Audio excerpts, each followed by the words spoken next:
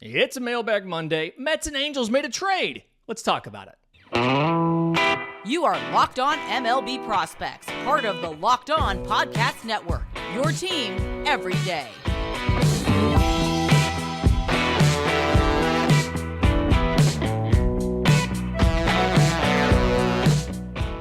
Yes, welcome on in to Locked On MLB Prospects, your home for all things minor league baseball. I'm your host, Lindsey Crosby, freelance baseball writer and podcaster. Thank you for making this your first listen every single day. We're probably part of the Locked On Podcast Network, where it's your team every day, and today is your episode. All questions in a Mailbag Monday come from listeners of the show. Best way to get them to us, and thanks for their sponsorship of this, is Subtext. This is the Subtext Mailbag episode. If you have a question for me, links in the episode description, links in the show notes. Chat with me on Subtext.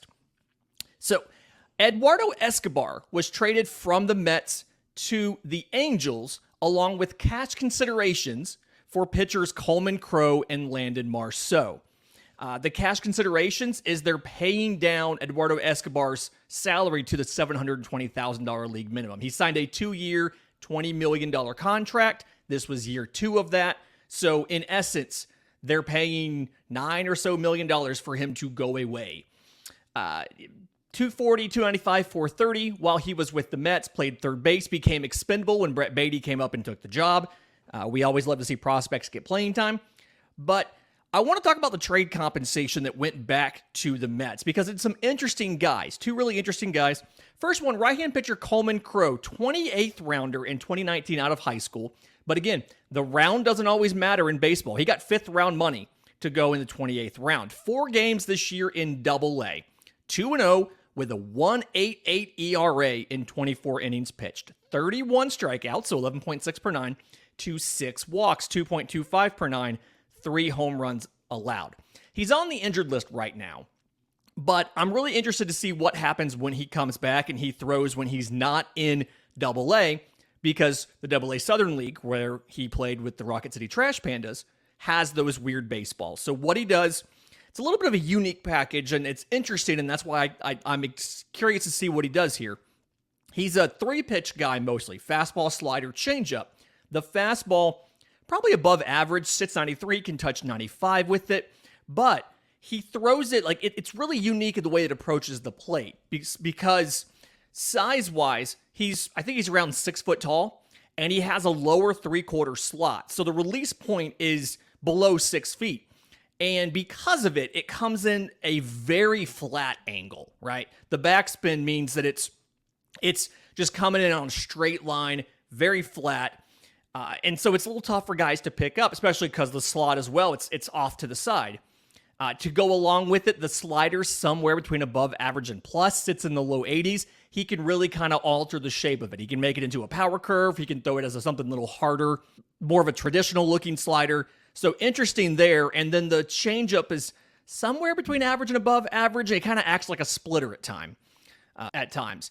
Again, really interesting combination of stuff. He got a 16.9% swinging strike rate this year and a 31.1% CSW, called strikes plus whiffs. And again, the average is around 28%. We're looking for 30% or better. So I like what Coleman Crow does. The question is, how much of that was helped by the Double-A baseballs? He spent most of last year, and granted, it's a much bigger sample size because he's hurt right now, but 128 innings last year in Rocket City, had a 4.85 ERA with a dead-on 9 strikeouts per 9 and walks of 2.46. So he improved his strikeouts from 9 strikeouts per 9 to 11.6 per 9 and lowered the walks from 2.46 to 2.25.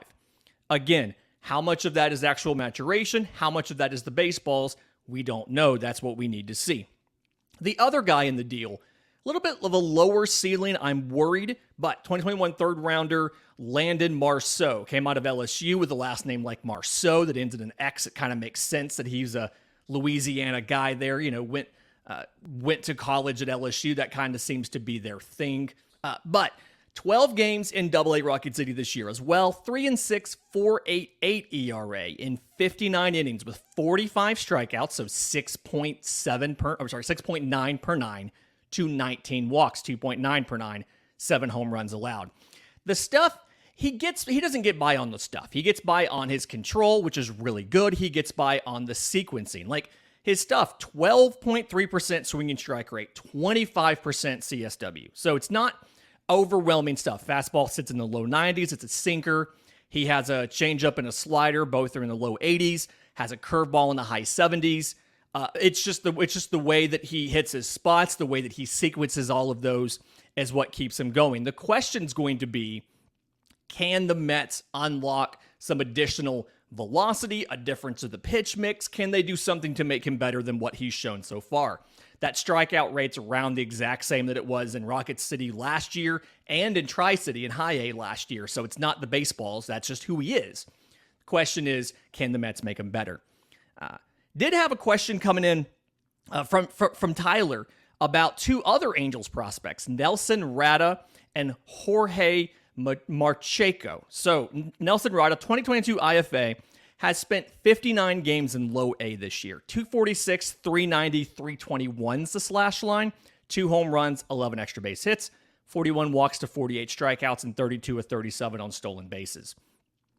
Thing here is, one, defensively, not fantasy related, but defensively, above average speed, above average defense in center field. The arm is average. Offensively, very much a line drive oriented swing, really good pitch recognition.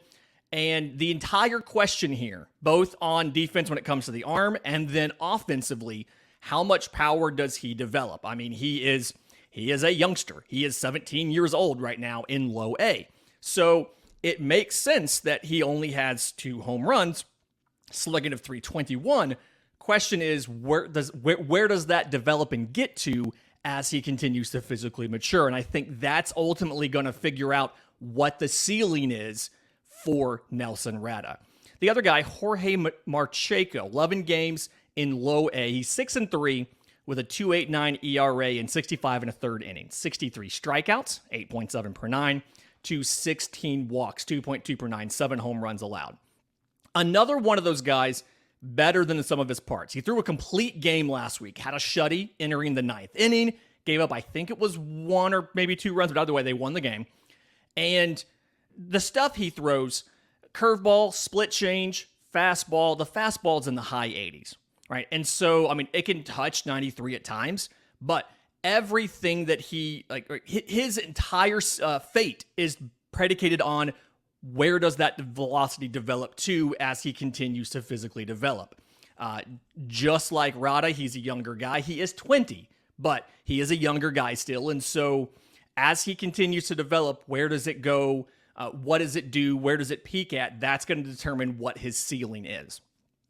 In just a minute, I've got a couple different questions all about Tampa Bay infielders. Thought that was interesting. And we'll get to that next right here on Locked on MLB Prospects. But first, today's episode is brought to you by our friends at eBay Motors. For a championship team, it's all about making sure every player is a perfect fit. And it's the same when it comes to your vehicle. Every part needs to fit just right. So next time you need parts and accessories, head to eBay Motors. With eBay's guaranteed fit, you can be sure every part you need fits right the first time around. Just add your ride to My Garage and look for the green check mark to know your parts will fit or your money back. Because just like in sports, confidence is the name of the game when you shop on eBay Motors. With over 122 million parts to choose from, you'll be back in the game in no time. So get the right parts, the right fit, and the right price on ebaymotors.com. eBay guaranteed fit only available to U.S. customers. Eligible items only. Exclusions do apply. Couple questions here about the Tampa Bay Rays. And reminder, if you have questions for the show, lots of ways to get in touch with us. Best way, though, is our subtext. Links in the episode description, links in the show notes. It's how you can chat with me directly. So first one's about Oselvis Basabe of the Tampa Bay Rays. And I did, because it's such a huge issue, I did go and reach out to the team to look up the right way to say his name. So Oselvis Basabe. But what are his chances of getting promoted and his outlook for playtime at the major league level? So 2017 IFA by the Texas Rangers was acquired in 2020 as part of that Nate Lowe deal where they moved the first baseman. And again, Speaking of name pronunciations, I don't know if he's Low or Lau, and somebody has told me before, and I cannot remember. So my apologies to Nate or Nathaniel, whichever one you go by. But 59 games for Oselvis in AAA Durham this year. 304, 360, 446. 4 home runs, 22 extra base hits, 21 walks to 39 strikeouts, again in 59 games, 8 of 13 on stolen bases. The story here, the best way to describe Oselvis Basabe's game to you in an easy to understand way is calling him Diet Luis Ariz, okay? The power, not fantastic at all. 2.4% barrel rate this year. But the hit tool is a plus hit tool. His strike zone discipline is very, very good. I want to say he's got like a 78.5% contact rate. He's very, very good in the zone. Again, it's just the power is not necessarily there. In his career, 330 games in the minors across 5 seasons, he has 12 home runs. His career slugging is .437. It's just not a part of his game. But what he can do is, at the same time, 330 games, he struck out only 189 times. He is very good at recognizing pitches in the strike zone, probably the best in that system at doing that. Defensively, the arm is average, but he has really quick hands and action so that he can make it work at third base or at second base. I don't necessarily think I'd have him be my starting shortstop. He's played shortstop in the minors plenty. Pretty much, I mean, he has 143 games at short. He's got 86 at third. He's got 80 at second and a game at first base. So kind of feels like the continuation of that, just like what you do with a lot of these Rays guys, your Isaac, Paredes and all these other Rays guys, is he can play a lot of different places in the infield. He's not fantastic in any of them, but he can get by. And very, very good hit tool, questionable power. I mean, and that's the issue with Tampa Bay, is there's so many guys in that AAA team that could come up and play well, whether it's a Jonathan Rada, Kyle Manzardo. There's so many guys contending for playing time. I honestly think the best way for Oselvis Basabe to get onto the field is for a team to be frustrated with the amount of strikeouts that they have and go out and get him in a deal. If they say they trade some pitching to Tampa Bay at the deadline, asking for him back and putting him at the major league level at second base or at third, that's probably his best way to playing time, because Tampa Bay just has a bunch of guys and they seem to prefer defense if it's all things are equal on a guy. And so he feels like he's maybe the third or fourth or fifth option to get called up versus the first or second option to get called up if somebody gets hurt or they need to fill in for a couple weeks, things like that. I think the Vidal Brujan experiment's just about over in Tampa Bay, so that may be a position where they put him in there eventually, knowing he can't do the outfield like Brujan can. But either way, it's going to be really hard for him to get on the field in Tampa because there's so many options in that system, and especially at AAA that are probably ahead of him in the pecking order. Another question from Jeff on Subtext was about Carson Williams and how his hit tool, or is his hit tool improving, and kind of what's going on here. So 2021 first rounder out of high school, 52 games this year in high A, which I believe is Bowling Green. Yes. 255, 364, 484 is the slash line. 9 home runs, 22 extra base hits, 26 walks to 65 strikeouts, and 11 of 17 on stolen bases. Before I can get into anything about the hit tool with Carson Williams, I have to talk about how good that defense is. He is absolutely probably the best defensive infielder in that entire system. The arm is a 70 grade. The speed is somewhere between above average and plus. The defense is easily plus. And the Rays love to use their guys at a bunch of positions, build that utility versatility. I just talked about it with Basabe. He's played second, he's played third, he's played short this year. Carson Williams has played nothing but shortstop. He is a shortstop, he is a true shortstop, and he is very, very good at shortstop. The issue here is the contact percentage is below average. He's got plus power. It's all going to be the ceiling determinant for Carson Williams is going to be the hit tool, right? So the power, again, plus power. His sweet spot kind of seems to be line drives to left center. He can pull it, all that. It's fine. But hit tool question. Zone contact. So ability to make contact with a pitch in the strike zone, 72.3%. So not the best number in the world. He only swings about 43% of the time, so he's got a decent eye. And you can see the strikeout numbers are coming down a little bit, but not as much as you would like. He was at 32% last year. He's at 29% this year. Again, it's 65 strikeouts in 52 games. So very good defense. Power potential is there. He's just got to figure out the hit tool. And I think that's one of those things. To me, he's an example of a guy, is the type of player that would have been hurt by not having a 2020 season. And this was a question in there. I think it was a conversation we had in our Discord. I want to say it was Sneaky Turtle. Not having short season ball, not having a 2020 season. Carson Williams is one of those guys that would have been hurt by that scenario. In his case, he was in high school back then. But to me, when you lost that 2020 season, the guys that struggled the most were the guys that were not those natural born hitters that were having to work on the pitch recognition, the swing decisions, and losing that year of instruction and development. A lot of them got set back as far as how well that skill had progressed and developed. They spent 6 months or 9 months or whatever doing, in essence, almost nothing but hitting off a machine or off of a non-big leaguer back home. Only the select best prospects got brought to the alternate site.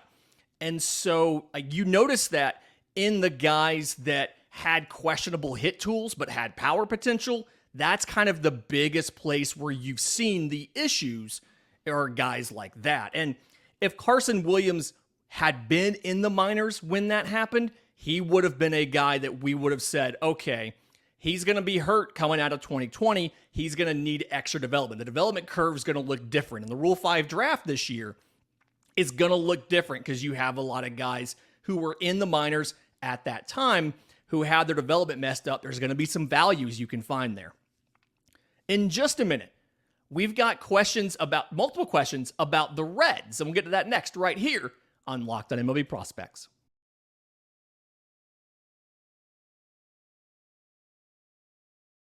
Welcome back into Locked on MLB Prospects, your home for all things minor league baseball.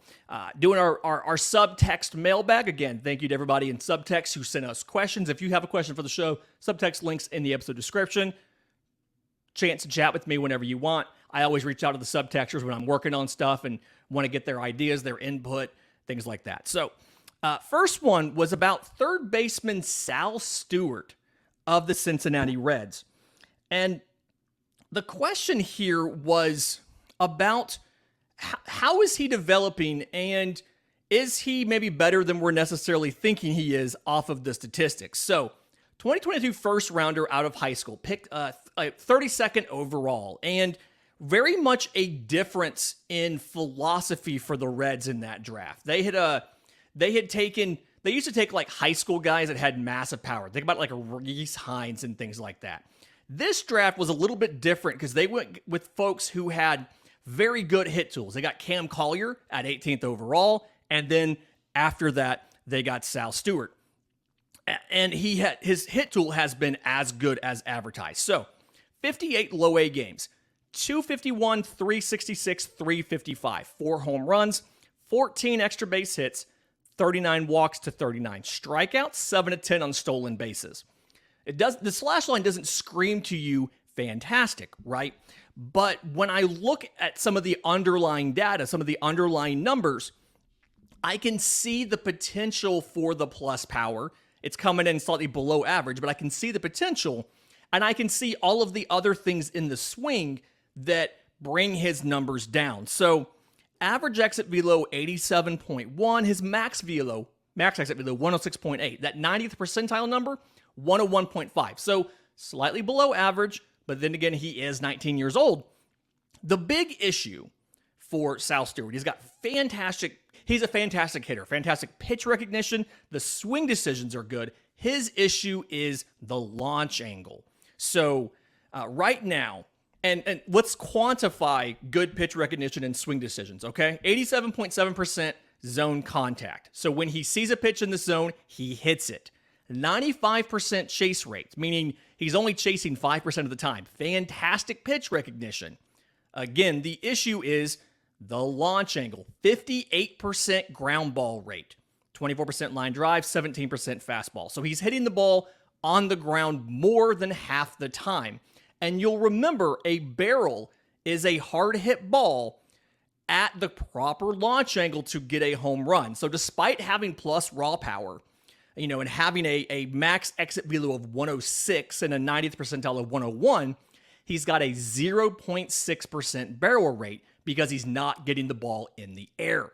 It doesn't matter how hard you hit it. If you hit it at a negative 5-degree launch angle, it is not going to be a home run unless it's a little league one. So that's the issue here, is it's mostly mechanical stuff. He sees the pitches coming in really well. He hits velocity. He hits spin. He's just got to figure out the launch angle and where in his mechanics does that, what in his mechanics can you fix to make that happen? That's the big thing you have to do here. Now, defensively, a little bit more of a work in progress. Was listed as a third baseman. He's played some second, but mostly third. The arm is above average, but the range isn't great. He's had throwing errors both last year and this year, and we know defense tends to get better as a prospect rises through the system, but there's still a possibility that he ends up being at first base. The speed is probably a 35 or a 30 grade, so you can't really use him in the outfield. You can't really use him anywhere else, and so it's a third base, first base profile. Obviously limits it and means he has to fix the launch angle issue, and he has to swing better if he wants that to work. It's obviously not a great place to be, but it's the best you can do right now. Again, promising future. You just have some more stuff to do here. Final question for the mailbag came from Gary, and he asked me about Alfredo Duno. So 2023 IFA, also a catcher, and specifically he was asking about why is Ethan Salas getting so much attention versus Alfredo Duno. So I think the main answer here is Salas is doing everything that he's doing in low A at age 17, while Duno is still in the Dominican. He's in the DSL, and then he's also not able to catch right now. He's just hitting because of some arm fatigue that he's been dealing with. So stats in the DSL, we don't normally get into DSL stats, but 9 games, 333, 535, 500. A home run, 3 extra base hits, 11 walks to 7 strikeouts, 1 for 1 on stolen bases. Talking about that defense, plus arm, defense is above average. He's surprisingly athletic. I think speed-wise, he's close to average. But again, it's very, very limited sample size because it's shaky quality streams from the DSL of a 9-game sample for Alfredo Duno. There's a lot of projection here. It could be something depending on how he physically develops. Again, he's 17 years old. He is pretty big. I mean, he's like 6'3", 220. He's a pretty big 17-year-old, and he's probably close to physically done as far as good development goes. He has plenty of time to put on bad weight, but it's just something where, depending on how he develops his hit tool, his power tool, things like that, he could be a massive slugger that could play a corner infield spot. He could be a third baseman with again, massive arm. He could end up being a catcher with a very good arm and good offense. He could be a backup catcher. A lot of it is just he's got to get back behind the plate. He's got to get fully healthy, and he's got to get stateside. So it's really hard to know what his true outcome is because there's so much projection left, and we have such a small sample size. He probably should get talked about more than he is, but Salas is sucking all of the energy out of the room because he's a 17-year-old who's stateside in low A and seemingly holding his own. So, again, I like what we've seen from Alfredo Duno. It's just a very small sample size. And it's also just really hard to get high quality information out of the Dominican. So I think that's why he's not being talked about as much. When he gets stateside, a little bit of a different conversation. Fantastic week coming up this week. We've got some mock draft stuff for you because the MLB draft is rather soon. We've got a conversation with our friends over at the Rangers, your prospect team of the week, things like that. In the meantime, if you have questions for the show, I'm on Twitter at Crosby Baseball. There's tons of ways to reach us. Best way, obviously, is the subtext. Also, while you're out there, feel free to follow the show on Twitter at Locked On Farm, on YouTube, search for Locked On MLB Prospects, and your favorite podcast app. In the meantime, remember, it's always a great time to pay a minor leaguer.